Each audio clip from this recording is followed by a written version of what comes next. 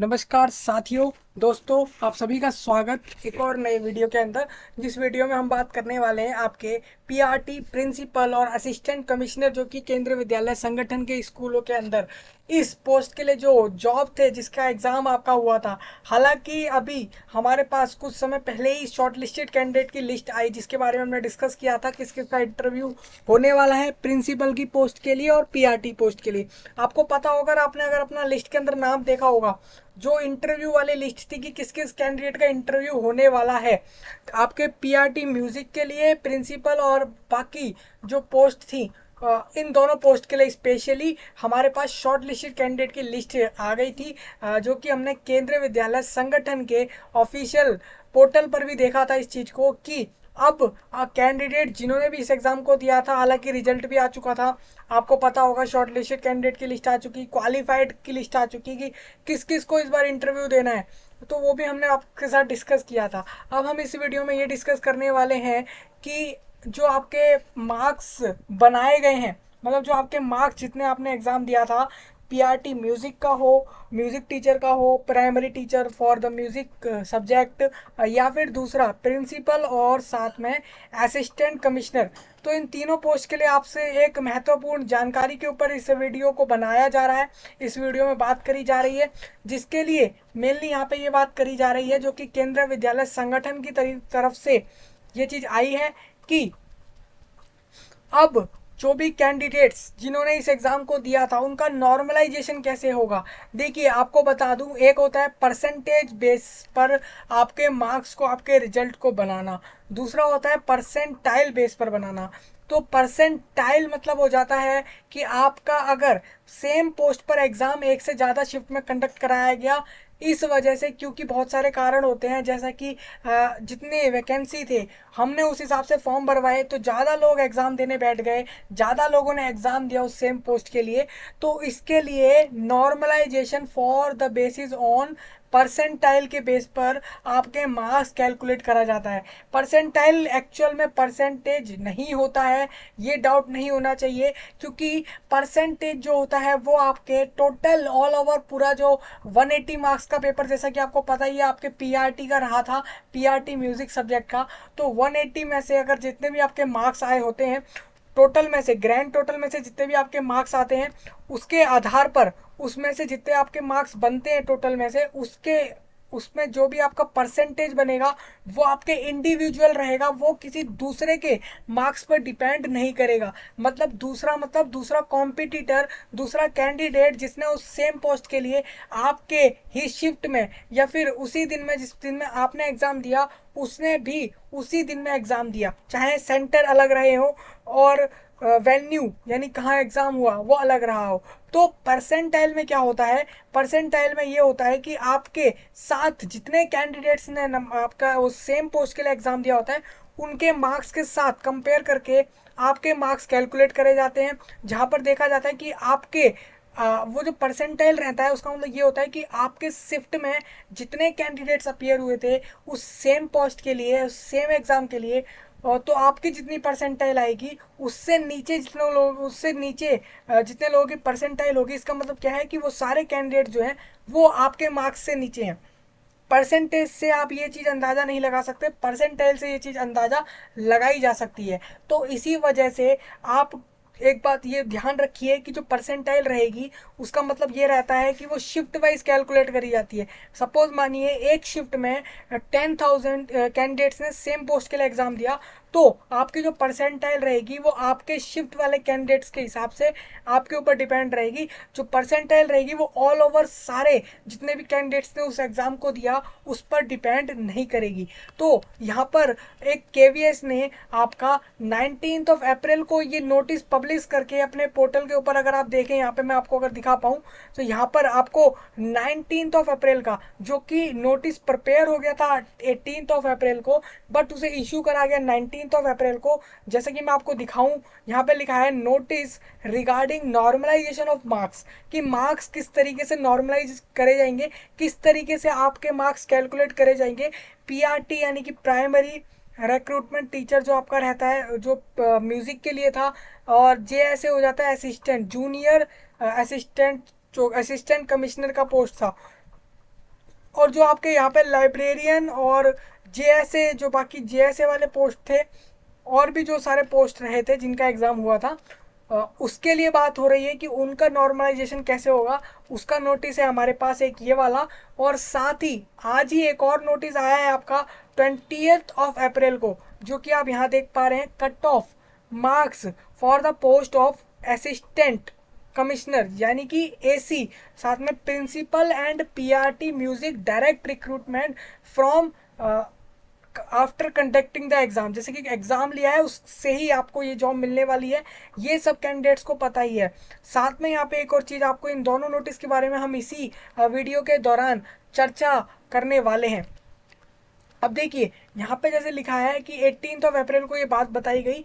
ये छोटा सा नोटिस है, 2 मिनट में शायद हम इस चीज़ को कंप्लीट कर पाएंगे। मैं आपको दिखाता हूँ यहाँ पे क्या लिखा है। द रिक्रूटमेंट एजेंसी यानी कि सीबीएसई न्यू दिल्ली में सीबीएसई का हेडक्वार्टर है, जैसा कि आप जानते ही हैं। Who conducted the KVS recruitment examination has decided to normalize the scores of candidates for the examinations which are conducted in multiple shift to take into account any variation in the difficulty level of the question papers। जैसे कि आपको पता ही होता है भाई, किसी shift का paper आसान आ गया, किसी शिफ्ट का पेपर कट और हार्ड आ गया, तो उस हिसाब से उस हिसाब से आपके जो कट ऑफ होते हैं, आपके परसेंटाइल जो होते हैं, आपके जो मार्क्स होते हैं, वो डिपेंड करते हैं। जैसे मान लीजिए किसी शिफ्ट के अंदर अगर क्वेश्चन पेपर हार्ड आ जाता है, तो उस वाले शिफ्ट वाले कैंडिडेट्स के चांसेस हो जाते हैं कि उनकी परसेंटाइल ज़्यादा बनेगी, उनके कट ऑफ अच्छे खासे बन जाएंगे उस पेपर के दौरान। तो वो यहाँ बोला गया है कि डिफरेंट शिफ्ट में हुआ था। पीआरटी और जूनियर सेक्रेटरीट असिस्टेंट और लाइब्रेरियन की जो पोस्ट के लिए एग्ज़ाम हुआ था, वो आपका अलग अलग शिफ्ट में हुआ था। तो उसी से रिलेटेड बात करी गई है कि अब ये जो है, ये जो मार्क्स होंगे कैंडिडेट के डिफरेंट शिफ्ट के हिसाब से कंपेयर करके ही अब बताए जाएंगे।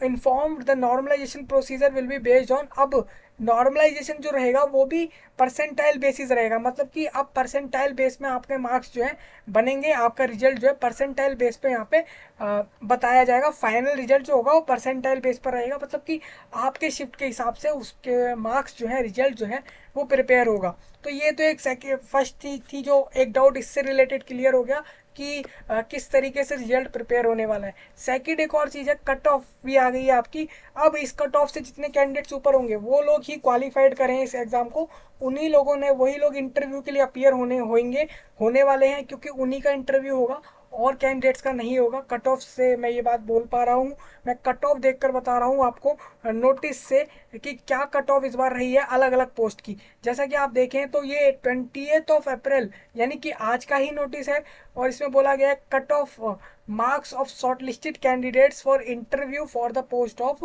Assistant commissioner. जैसे कि आपको बता दूं, ये कट ऑफ मार्क्स किसके रहेंगे, शॉर्ट लिस्टेड कैंडिडेट के। जैसे कि हमने पहले भी बात करा था, प्रिंसिपल और बाकी जो थे उनकी इंटरव्यू के लिए हमने बात कर ली थी पहले भी, आपने देखा होगा अगर और वीडियोज़ में। तो उसी से रिलेटेड यहाँ बात हो रही है कि assistant commissioner, principal, primary teacher जो कि म्यूजिक सब्जेक्ट का रहेगा, साथ ही ये जो केवीएस के लिए बात हो रही है, यहाँ पे भी बोला गया है against the advertisement number 15 as communicated by the recruitment agency यानी कि सीबीएसई। जैसा कि सीबीएसई बता रही है कि अब जो कट ऑफ मार्क्स रहेंगे शॉर्टलिस्टेड कैंडिडेट्स के, वो कैसे रहेंगे। जैसे प्रिंसिपल की पोस्ट की बात करूं तो अनरिजर्व कैटेगरी वाले कैंडिडेट जिनके भी 203 नंबर से ऊपर रहे हैं, प्रिंसिपल की पोस्ट का एग्जाम ज़्यादा मार्क्स का हुआ था, वो आपको पता होगा, आपने पैटर्न देखा होगा एग्जाम का। साथ में पीआरटी का एग्जाम 180 मार्क्स का हुआ था, असिस्टेंट कमिश्नर का भी ऐसे ही कुछ हुआ था, वो आपको पता होगा। तो मेरे को यहाँ पे जिसका पता है मैं उसके बारे में डिस्कस कर रहा हूँ। प्रिंसिपल की पोस्ट के लिए अगर आपको बताऊँ, अनरिजर्व कैटेगरी, देखिए अनरिजर्व कैटेगरी में हर कैंडिडेट आता है अगर वो रिजर्वेशन से अप्लाई नहीं कर रहा है फॉर्म, तो यानी कि एससी एसटी कैंडिडेट भी अनरिजर्व कैटेगरी में आते हैं, क्योंकि उनका एक रिजर्वेशन भी रहता है और एक नॉर्मल जनरल कैंडिडेट भी वो रहते हैं, जिसे हम अनरिजर्व बोलते हैं। तो प्रिंसिपल की पोस्ट के लिए 203 नंबर से ऊपर वाले जितने भी कैंडिडेट रहेंगे, 203 और उससे ऊपर वाले, वही लोग इंटरव्यू देने वाले हैं। और ओबीसी एनसीएल कैटेगरी यानी नॉन क्रीमी लेयर वाले में 189 मार्क्स से ऊपर वाले देने वाले हैं। इंक्लूडिंग 189 भी इंक्लूड हो रहा है, उसके ऊपर वाले सारे। इसके नीचे जितने भी कैंडिडेट्स के मार्क्स रहे होंगे प्रिंसिपल पोस्ट वाले एग्जाम में, वो अब फाइनली इंटरव्यू के लिए अपीयर नहीं होंगे, यानी कि उनका फाइनली क्वालिफिकेशन नहीं हुआ है, वो क्वालिफाइड नहीं हुए इस एग्जाम में। ये बात आपको माननी है। सेम इसी तरीके से एससी में बोला गया 187, एसटी में 178, ईडब्ल्यूएस और इस तरीके से आपका लिखा हुआ है। ये जो ओ एच है, वी एच है, ये पर्सन विद डिसेबिलिटीज कैंडिडेट की अलग अलग कैटेगरीज होती हैं, उसके हिसाब से लिखा हुआ है।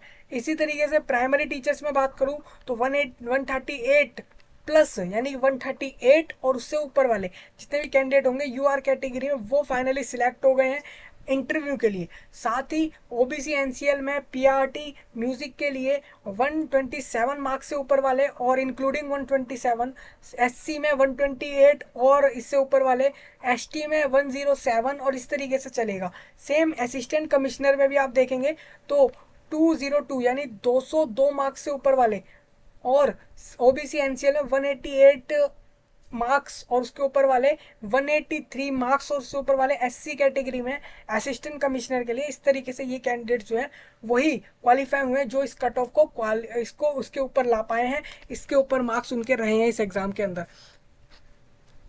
तो ये पता लग चुका है हमें। तो यही दो नोटिस थे आपके साथ डिस्कस करें हमने, एक हमारे कट ऑफ से रिलेटेड और दूसरा हमारा जो हमारा नॉर्मलाइजेशन रहेगा लाइब्रेरियन और प्रिंसिपल पीआरटी और बाकी जो पोस्ट आपके साथ डिस्कस करें मैंने उनके लिए बताया है कि अब उनकी कट ऑफ के बारे में भी बात हो गई है, साथ में परसेंटाइल बेस पे उनके जो है स्कोर्स आएंगे। तो ये दोनों बहुत ही चर्चा वाले विषय थे जो आपके साथ डिस्कस किए। इसी के साथ अब दोनों के डिस्क्रिप्शन में लिंक मिलेंगे आपको, जिससे कि आप आसानी से देख पाएँ, एक तो कट ऑफ देख पाएँ और साथ में नॉर्मलाइजेशन का क्या प्रोसेस है अब वो भी आप देख पाएँ। तो इस वीडियो को कर रहे हैं एंड, और मिलेंगे नए वीडियो में। तब तक के लिए आप सभी का धन्यवाद।